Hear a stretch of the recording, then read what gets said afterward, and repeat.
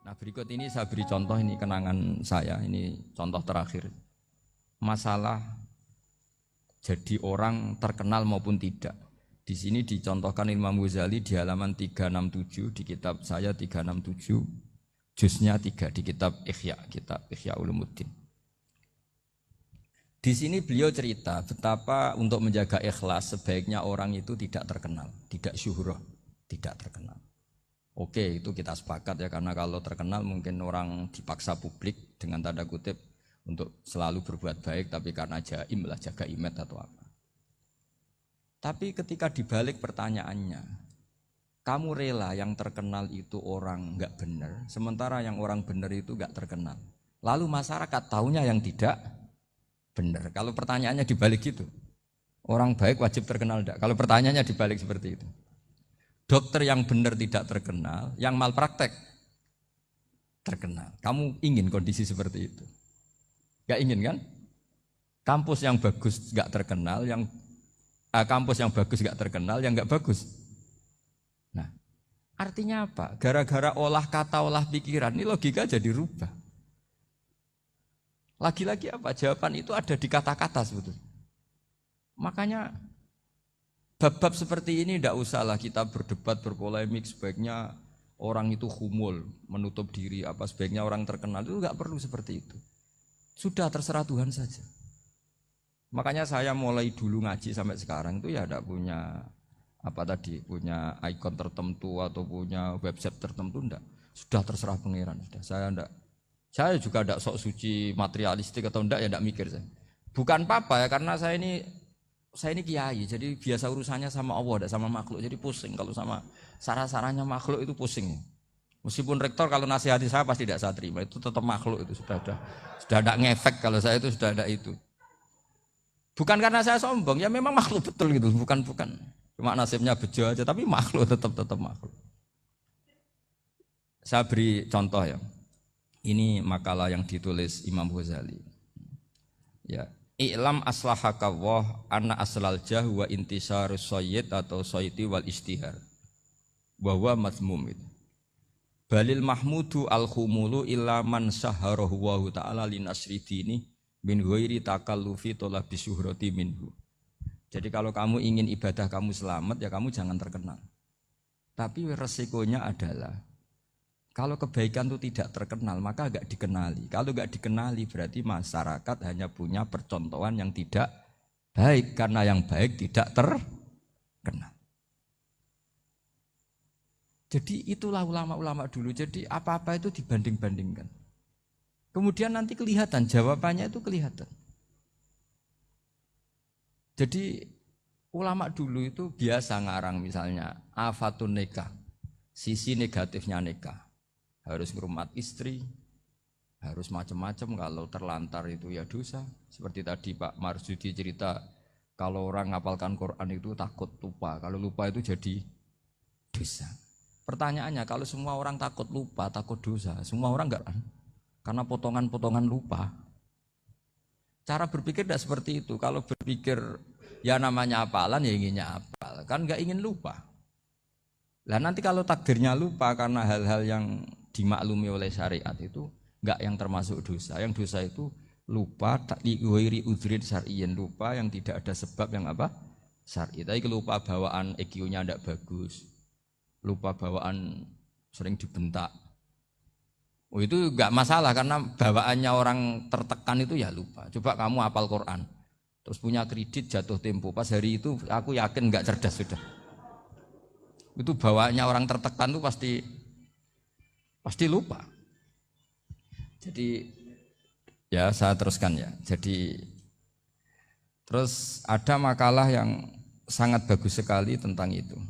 Saya baca ya. Wa yadullu ala dzalika anna Allah azza wa jalla amaral anbiya'a bi idharil amali lil iktida wa khassahum bi mansibin nubuwah. Wala yajuzu ayyudhanna bihim annahum khurrimu afdhalal amalen. Jadi orang yang terlalu mendewa-dewakan khumul itu menutup diri. Oke, itu baik, karena dengan khumul, dengan menutup diri Anda tidak riya, Anda tidak pamer. Tapi kata Imam Ghazali, kamu juga harus ingat, di antara syaratnya Nabi itu harus mengumumkan kalau beliau itu seorang Nabi. Harus memaklumatkan kalau beliau seorang nabi supaya bisa diikuti. Caranya sholat harus diumumkan sehingga Nabi itu mengatakan harus jamaah. Karena dengan cara jamaah itu bisa shollu kama ra'aitumuni usolli. Coba kalau Nabi sholatnya nggak diperlihatkan, kamu harus sholat yang benar. Caranya gimana ya Rasulullah? Itu rahasia. Bingung nggak kira-kira? Bingung nggak? Ya misalnya amal rahasia selalu lebih baik. Terus ada pertanyaan, Nabi ngendikan kamu sholat yang benar. Caranya gimana Nabi? Ya itu rahasia. Terus gimana coba? Tapi Nabi ngendikan apa? Shollu kama ra'aitumuni usolli. Ya sudah kamu sholat, niru saya sholat. Berarti Nabi sholatnya diperlihatkan apa disembunyikan? Diperlihatkan. Jadi begitu juga saya berkali-kali bilang, orang tahu kalau itu bidan ya berdasar tulisan itu bidan. Tahu kalau itu dokter gigi ya itu dokter gigi. Jangan sampai gara-gara tidak ada tulisan mau beli alat bangunan di dokter gigi. Mau periksa gigi di toko bangunan. Gara-gara apa? Enggak ada maklumat. Nah, di sini ulama-ulama selalu memaklumatkan dirinya. Termasuk Imam Ghazali ketika ngarang kitab dinamai Ihya Ulumuddin, bahwa kitab ini bisa menghidupkan ilmu-ilmu agama yang mulai hilang. Begitu seterusnya. Jadi ini ngaji ya. Jadi orang itu harus ngerti. Jadi jangan nuruti emosi sendiri atau logika sendiri. Bahwa saya suka humul, ya monggo. Agama Islam menyediakan sarana itu. Uzlah itu ya punya sisi kebaikannya sendiri. Tapi syuhrah terkenal asal tidak nuruti nafsu juga punya sisi kebaikannya sendiri. Setidaknya umat ini punya satu master kebaikan yang mudah diakses. Tapi tadi saya ulang lagi, jangan karena hadun nafsi, jangan karena kepentingan pribadi. Makanya di sini disebutkan wa yadullu ala dzalika ay ala syuhrah annallaha ta'ala amarul anbiya bi idzharil amal lil iktida. Allah selalu memerintahkan para nabi kalau ngamal kebaikan ya harus dimunculkan supaya bisa ditiru. Yaitu tadi kita tidak bisa bayangkan kan kalau misalnya Nabi menyuruh kamu harus sholat yang benar, kemudian sholatnya Nabi sembunyi. Lalu ditanya, Nabi saya niru siapa? Wah itu rahasia, kamu nggak boleh lihat sholat saya, saat takut tidak ikhlas. Ribet kan? Sehingga jamaah itu statusnya tetap harus. Nah bedanya harus ini ulama berpendapat harus yang apa? Fardu kifayah, tapi fardu itu maknanya harus. Tapi bukan berarti kalau nggak jamaah sholatnya nggak sah, nggak. Tapi statusnya jamaah tetap apa? Nah barokahnya harus ini orang yang baru sholat, sholatnya langsung benar karena ada yang diikutin. Coba kalau mantan dukun baru sholat terus sholat sendiri, itu mesti mirip mantra. Karena dia tidak ada master percontohannya.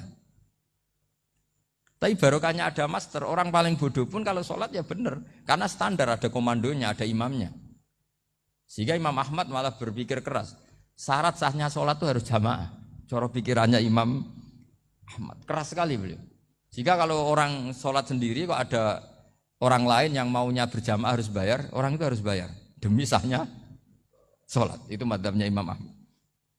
Tapi kalau madzhab Syafi'i hanya mengatakan itu fardu kifayah, yang kalau satu komunitas gak mau melakukan semuanya apa? Bisa. Ya jadi ini sebelum sesi ringan tanya jawab, hanya 2 saja tanyanya, nggak boleh banyak-banyak, nanti nggak pulang-pulang saya. Jadi tak baca lagi biar dapat berkahnya Imam Ghazali.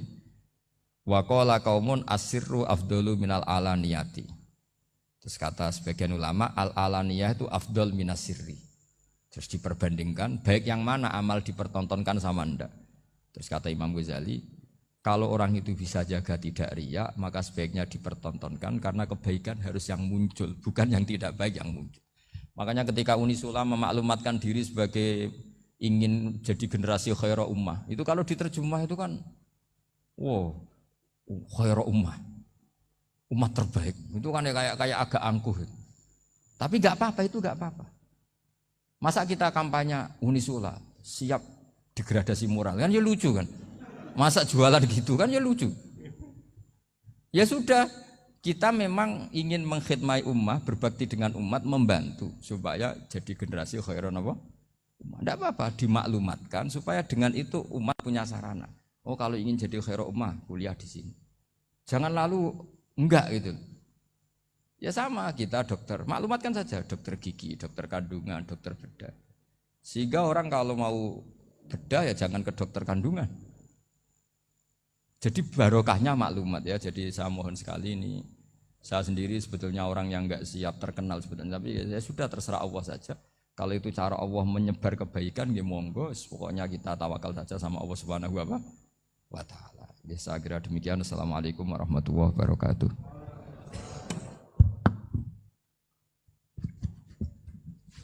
Matur suwun Gus. Alhamdulillah sesi tanya jawab. Gus, 2 nggih. Ya, ini ada dari Yogi Banjarmasin, satu tipe dengan Ahmad Banyuwangi, satu tipe dengan Rizka Pekanbaru. Yang dari Banjarmasin itu, Gus mohon izin ngaji lewat jarak jauh, baik melalui YouTube ataupun lewat medsos. Namun sanadnya bagaimana Gus? Sebab masa kini belum bisa ketemu langsung. Terus Rizka Pekanbaru ini trik mendidik akidah anak sejak dini pripun. Terus Ahmad Banyuwangi ini bagaimana kaum milenial, ini karena setipe Gus, generasi XYZ yang lahir tahun 2000-an, bagaimana membuat menarik belajar tasawuf bagi generasi anak-anak. Nggih, namung niku. Tapi setunggal tipe nih tasawuf. Bagaimana belajar tasawuf untuk generasi-generasi yang cik nom-nom niku. Terus satu itu tipe dengan mendidik anak. Kemudian yang nomor 2 mohon izin ngaji jarak jauh. Sanadnya pripun? Karena belum bisa ketemu. Begini ya, saya mungkin yang kesekian kali ya punya tamu dari Kalimantan, dari Sulawesi. Memang kalau sebagian mereka pernah mondok itu tersiksa karena ngaji saya hanya lewat virtual atau lewat medsos. Kebaikan itu pasti sudah benar. Jadi dengan ketemu langsung maupun enggak itu secara sana itu sudah cukup. Cuma ada beberapa kebenaran yang butuh jelimet, butuh tahqiq, itu yang harus ketemu langsung. Tapi kalau yang kebenaran-kebenaran umum itu tidak perlu, karena kebenaran itu bahasa lainnya itu al-ma'ruf, sesuatu yang mudah dikenali oleh akal, oleh nurani, oleh komunitas, oleh sistem sosial. Sementara mungkar itu sesuatu yang aneh. Andai kan tidak ada agama pun, orang akan bilang selingkuh itu mungkar. Andai kan tidak ada agama pun, sesuatu milik siapa harus jelas. Sehingga diaturlah ini istrinya ini istrinya ini barangnya ini. Yang paling berhak make apa ya yang punya kan. Makanya nikah itu disebut ma'ruf. Yang boleh make ya yang punya. Misalnya yang boleh make mobil itu ya yang punya atau yang dapat izin. Itu disebut ma'ruf. Lalu yang enggak punya kok make, itu namanya mungkar. Ya aneh, enggak punya kok make tanpa izin. Sehingga kebaikan-kebaikan seperti ini enggak butuh sanad karena semua orang pasti kenal. Makanya disebut kebaikan itu al-ma'ruf. Kemungkaran disebut mungkar. Jadi ma'ruf maknanya arafahul aklu, akal ini mudah menerima. Mungkar maknanya angkarohul aklu, akal ini menjadi aneh. Kan nggak mungkin lah orang yang waras mau ini ada minuman, kalau kamu minum hilang kesadaran, minuman ini halal, itu aneh nggak? Aneh kan? Tapi kalau kebalikannya ini minuman manfaat untuk stamina, manfaat untuk kesehatan, maka ini halal.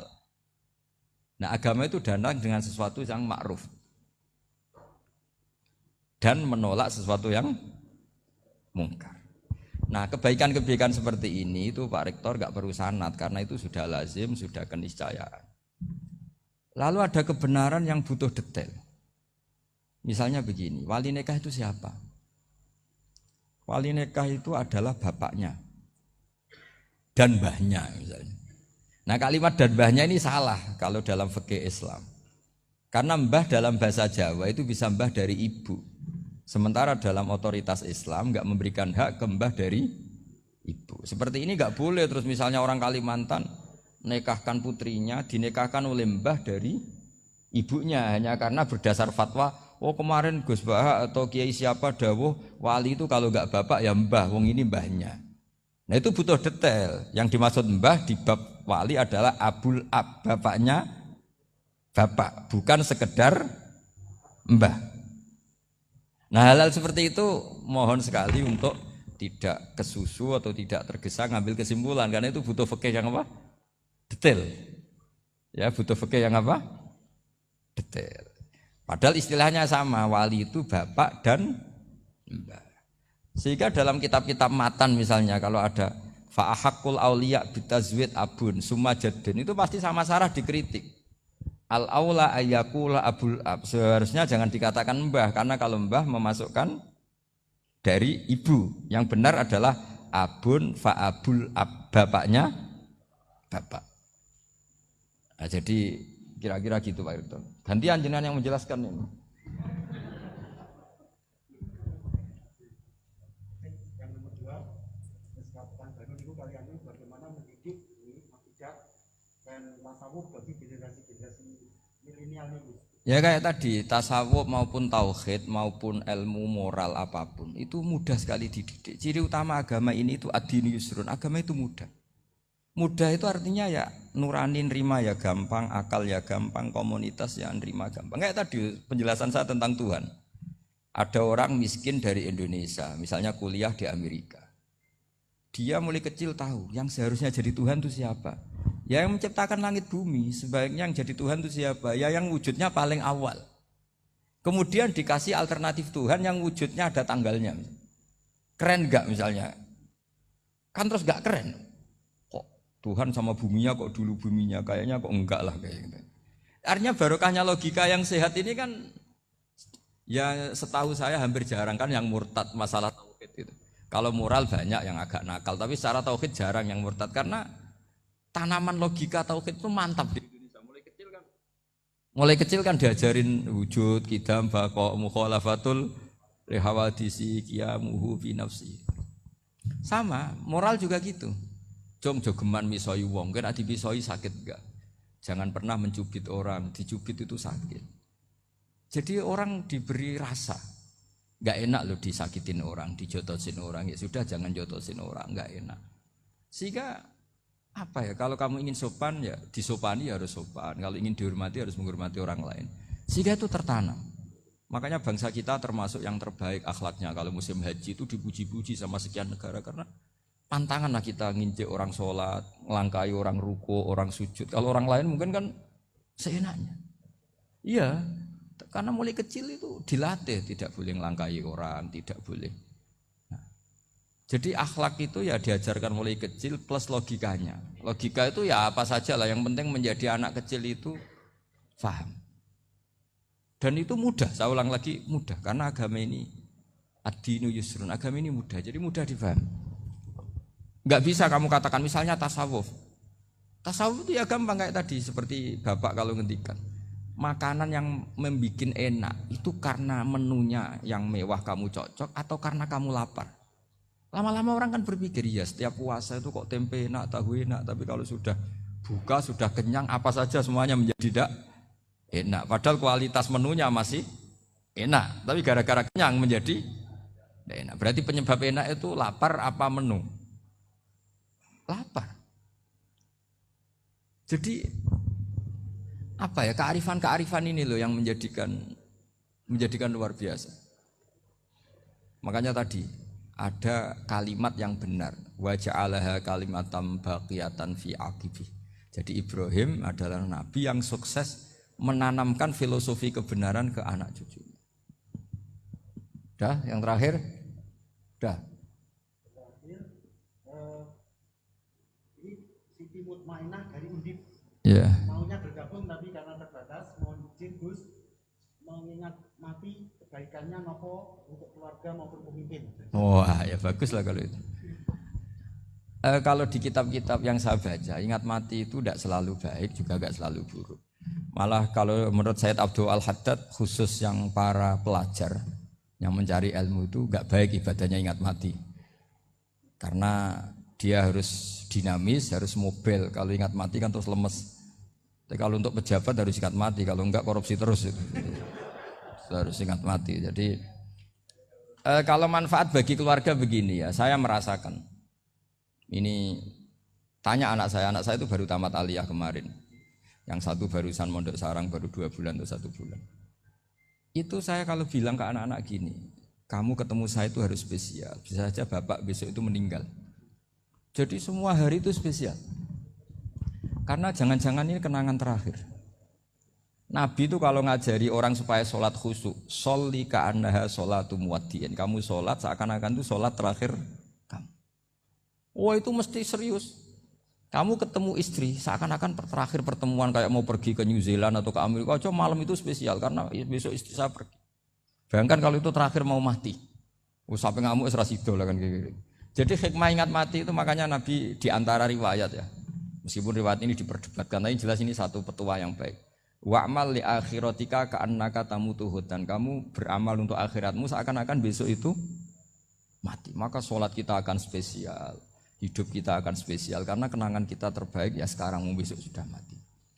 Sehingga anak-anak saya itu sama saya itu senang sekali. Saya juga sama anak-anak senang. Karena kesempatan ini tidak selalu ada. Jadi, tapi ada kalimat untuknya wa'mal di dunia ka i'mal di dunia ka ka'annaka ta'isu abadan. Untuk duniawi kamu seakan-akan hidup selamanya. Itu maksudnya itu rileks saja. Misalnya hari ini urusan nggak selesai, besok masih ada hidup. Nggak selesai, besok masih hidup, sehingga rileks. Tapi kalau urusan akhirat harus selesai sekarang, karena besok sudah mati. Jadi ingat mati itu positifnya ya tadi, semuanya akan indah. Coba orang yang mau meninggalkan Indonesia, misalnya nyuwun sewu LSM yang biasa demo, atau mahasiswa yang biasa demo, terus tawarin, besok kamu kuliah di Rusia. Itu warung apa saja kenangannya baik semua, karena mau meninggalkan Indonesia. Tapi kalau tahu gak ninggalkan Indonesia, demo terus. Orang-orang sering demo, tawarin ke luar negeri. Kira-kira mau enggak? Pasti lebih suka apa? Indonesia. Orang paling miskin yang ngeluh terus di dunia ngeluh, gak pernah nikmat. Tawarin mati, mau enggak? Enggak mau kan? Nah, jadi untuk supaya hidup ini nikmat, semuanya itu anggap kenangan terbaik Anda. Dan itu bisa saja kenangan terakhir. Makanya resepnya Nabi supaya sholat khusyuk apa? Sholli sholatan apa? Sholli sholatam wadiin, kamu sholat ka'anha sholatum wadiin, seakan-akan itu sholat apa? Terakhir. Sehingga terus kita nyaman, kita apa, dan kita nganggap ini sholat yang terakhir. Nanti ternyata masih lagi, ya sudah itu sholat yang terakhir lagi, sehingga semuanya apa? Spesial. Ya gitu Pak Rektor.